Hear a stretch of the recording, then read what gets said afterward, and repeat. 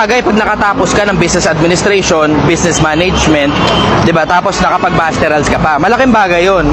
Alam mo yung mas malaki yung chance mo na mag-succeed. Pero wala pa ring guarantee 'yun. Paano ko nasabing walang guarantee?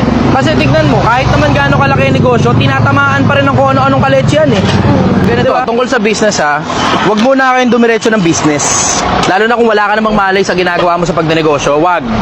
Ang pinakamabilis at ang pinakamagandang transition pagdating sa business, yung hobby mo. Kung ano yung hobby mo? Kung ang hobby mo magtindahan, di magtindahan ka. Wala kang ginagawa, nasa bahay ka lang, magtinda-tinda ka ng mga kung ano-ano. O ang hobby mo, magluto, mahilig ka magluto. Magluto ka, tapos ibenta mo yung niluluto mo, tapos yun na rin yung gawin yung tanghalian at saka hapunan. Mahilig ka magluto ng merienda, magluto ka ng merienda, tapos ibenta mo, tapos yun na rin yung merienda ninyo sa pamilya. Diba? Ang pinakamagandang transition sa negosyo, huwag mong tawaging negosyo. Simulan mo muna sa hobby, tapos gawin mong hanap buhay.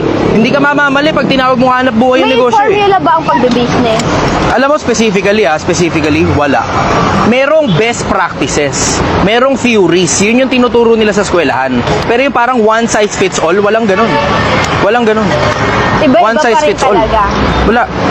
Malaking bagay pag nakatapos ka ng business administration, business management, 'di ba? Tapos nakapag-masterals ka pa. Malaking bagay 'yon. Alam mo yung mas malaki yung chance mo na mag-succeed.